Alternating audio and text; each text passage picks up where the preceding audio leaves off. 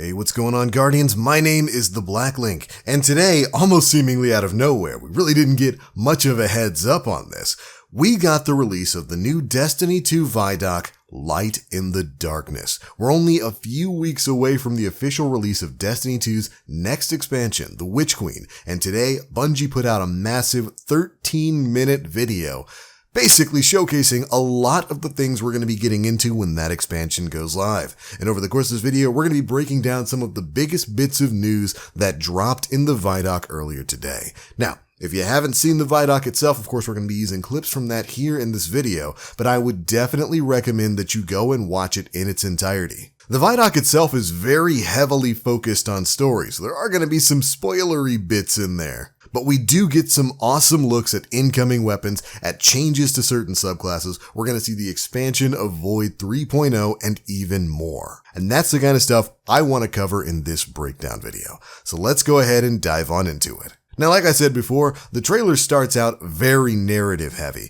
This ViDoc was mostly focused on the story, the unveiling narrative that's going on in the Witch Queen. We know Savathun has gotten her hands on the light, still don't know exactly how she gets her hands on the light. It looks like they're going to wait until the week before this comes out to put that quest live.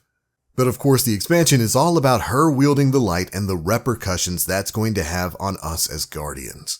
We get some awesome looks at the incoming world space of Savathun's throne world, which is likely where we're going to be spending a lot of our time in the Witch Queen. We also get some awesome clips for the lore nerds out there of what I'm pretty sure is the Fundament, which is, of course, the original homeworld of the Hive, when they were really just space shrimp before they crawled out of the oceans.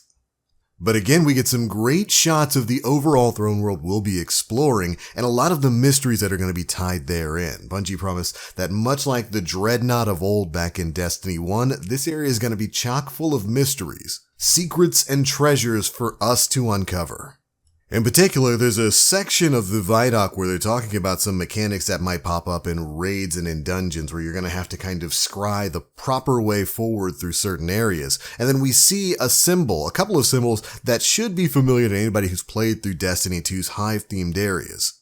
And it looks like they may be incorporating some of those mechanics not just into the in-game content, but into the story itself. It was definitely an interesting way to move forward. But speaking of story changes, we get a quick look at the incoming difficulty modes that are going to be added to story missions. In a quick clip, we get to see that you have classic campaigns, which is going to be the classic basic difficulty that story missions will have, and then legendary difficulty, where you'll face harder missions and stronger combatants. It's recommended for experienced players with a broad arsenal to draw upon, which, given some of the previous difficulty spikes in harder game modes, probably going to be necessary to complete legendary content. And they give you a quick clip showing that completing legendary content is going to result in you getting more rewards at the end of these activities. Now, in addition to all of this, we also learned that the next incoming seasonal content, Season of the Risen, is going to be starting at the exact same time as the Witch Queen.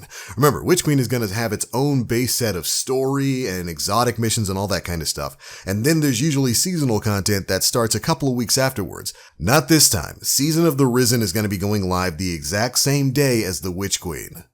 And this season's story is going to be running simultaneously with the narrative of Witch Queen. It's basically going to be about defending the Earth from the incoming Hive Guardians. And as a part of this season, those of you who thought we might be seeing more of Empress Keitel will be happily surprised. She's going to be taking a central role in the narrative. It's actually pretty cool. We're going to be using some of the same Cabal technology that they used at the start of Destiny 2 to shut off our light, to imprison the Traveler, in order to shut off the light abilities of the Hive. Kind of a great callback to where this all began in Destiny 2. And here in this section of the ViDoc, we get a bunch of clips of what the seasonal content's going to look like. Of course, it's going to be complete with its own new incoming 6-man activity. It looks like we might have some new battlegrounds tied into this as well. And as a part of the Season of the Risen, we're also going to be getting access to a suite of new weapons that are more Cabal themed with their own origin trait titled Land Tank, where using Cabal guns that carry it will boost your damage resistance and resilience with every kill you rack with them. Very interesting stuff. After that, we get a much more in-depth look at the incoming Hive Guardians, where it makes it seem like these Hive Guardians, at least some of the specific ones like knights and wizards and whatnot, are going to be more like boss characters than regular enemies that you'll be facing all the time. In particular, we get to see some Sentinel Titan knights, a Stormcaller wizard, and even a blade barraging acolyte. And there's an interesting concept here where you guys have all seen the clip where after you take down the Hive Guardians, you grab their ghost and you crush it. Well, Bungie dropped a little bit of a note here saying that sometimes if you don't go and do that, if you don't go and take out that ghost, you're going to have to start that fight over again because, of course, these Hive Guardians can resurrect just like regular Guardians can using the light. Which, narratively speaking, makes perfect sense, but it's just kind of this awesome sort of way to tie it into the gameplay itself. After that, the ViDoc focuses a lot on incoming weapons, which is what I know a lot of you guys care about more than anything else. They start things off with the new exotic glaives. Of course, we've talked about this in previous videos. We're going to have exotic glaives for each of the main classes, Titan, Warlock, and Hunter. And all those glaives are going to have specific abilities tied to them. We've learned that the Titan glaive is going to be able to basically create bubble shields almost on demand. The Warlock glaive is going to be able to summon a healing rift with a healing turret, while the Hunter glaive shoots a Trinity Ghoul-like arc stream forward that can chain between enemies. But beyond forging your glaive, there will be many more weapons that you're going to be able to make using the new zone, the Enclave. This is where you're going to be doing all of the weapon crafting and reshaping that you'll do in Witch Queen. Again, we covered some of the specific details about weapon forging in a previous video last week. I'll have a link to that down in the description box below if you want to go and check it out. But essentially, you're going to have a list of weapon blueprints that you'll be able to earn by playing the game. Once you've earned a weapon's blueprint, you can head to the Enclave, and if you've got enough of the crafting materials that you'll get from also playing, normal activities in the game, you can craft a specific weapon with specific perks and specific traits. The ViDoc here shows a bit more of what these screens are going to be looking like. You can come here, you see with the Enigma Glaive, you're able to choose between a bunch of different magazine perks, like Extended Mag or Fast Mag. And it looks like the way you unlock them is with something called Neutral Element, which I'm sure is only going to be one of the many crafting materials that are going to be required to be farmed up before you can start weapon crafting. This is one of the things I'm most excited for in the Witch Queen. The ability to create, curate, and reshape your own weapons is something that I have loved in other games for a long time, and I have desperately wanted in Destiny. Cannot wait to get my hands on it. After that, we get another look at some of the incoming exotics that are going to be a part of the Witch Queen release. And interestingly enough, we actually get to see it in relation to the Enclave and weapon forging. In this clip here, we see a Guardian forging the Osteostriga itself. And it gives us a great look at what's going to be required to form some exotic weapons. You're going to need some Resonant Alloy, Glimmer, Neutral Element, Ascended Alloy, which I guess is required for exotics, and Ruinous Elements. So essentially, we're going to be forging a new weapon of sorrow. And now the Osteostriga's got a very interesting effect. It's very much like the Thorn. It's going to shoot poison shots that will sort of spawn these pods that will track to enemies, attach to them, and then create a poison burst, destroying everything around them. Then we get to see more of the incoming Grand Overture, which is a slug launcher that charges full auto missiles. It's called a slug launcher. It's basically a machine gun that is shooting missiles out of it. With this, you can launch a barrage of up to 20 missiles in a very short period of time, which in my opinion makes it look like it's going to be an incredible ad-clear weapon. We'll have to see exactly how much damage this thing can put out. But of course, it's more than just incoming exotic weapons that are going to be making their way through the Witch Queen. We've got a suite of over 50 new weapons that are going to be dropping as well. Of course, containing incoming raid gear, vanguard gear, other vendor gear, and even more. As for exotic armor, each of the main classes is getting 2 new exotic armor pieces, 1 stasis and 1 for the light subclasses. So 6 new bits of exotic armor in total. And some of them we've actually already seen, like for the Titans, you're getting the Hoarfrost Z exotic chest piece. This is going to allow a stasis wall to replace your Titan barricade.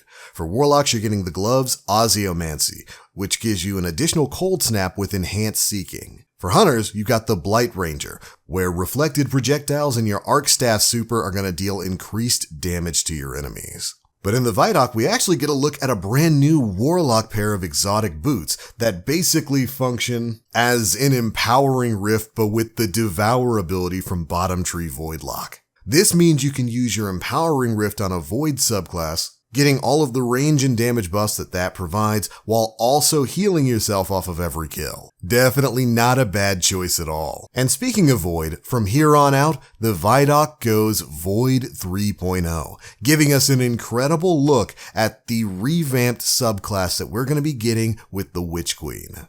The system itself is of course going to be very similar to the way aspects and fragments work with the stasis subclass, complete with void abilities, aspects, and fragments that you'll be able to use to further customize your character. And we even get to see what a few of those fragments and void warlock aspects are going to be. First, we've got Echo of Exchange, where melee final blows will grant grenade energy. Then Echo of Remnants, your lingering grenade effects, Vortex Grenade, Void Wall, or Void Spike, and Axion Bolts will have increased duration.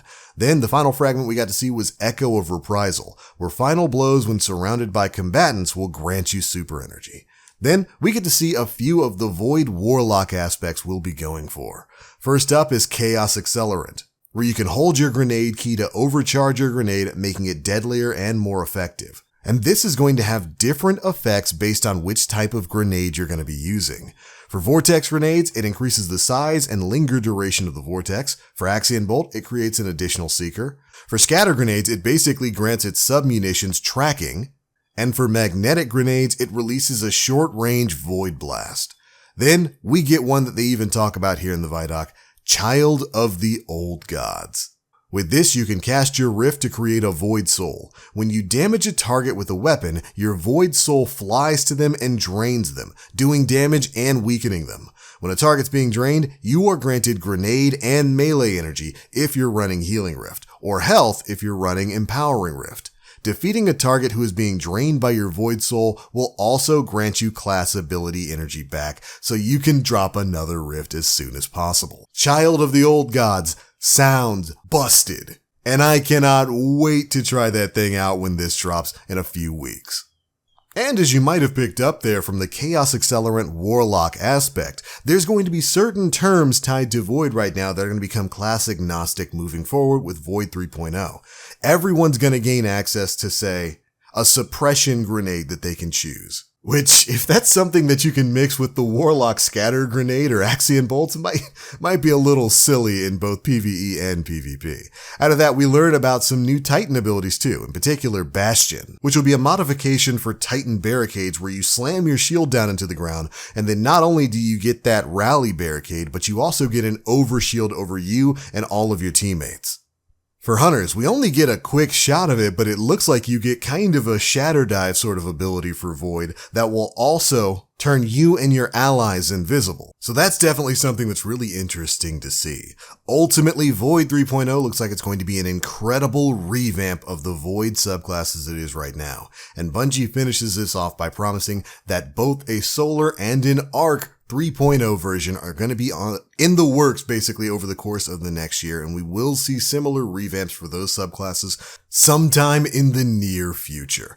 I cannot wait to see where all of this goes. But ultimately, that's the biggest bits of news that I could glean from this ViDoc, Light in the Darkness. There's so much stuff to talk about. There's even more information in the video itself. So again, I definitely recommend that you go and watch the full 13-minute ViDoc over on Bungie's YouTube channel. I'll have a link to it down in the description box below. But that's the news. Those are my thoughts. Be sure to leave me yours down in the comment section below. How do you feel about all this stuff? What is your favorite bit of news from this Bungie ViDoc? Be sure to let me know. And if you enjoyed, feel free to drop a like, make sure you subscribe, and hit that notification bell to stay up to date with all the latest stuff we're putting out. I'm out for now. Thank you all so much for watching, and as always, I am the Black Link. You Guardians, stay frosty.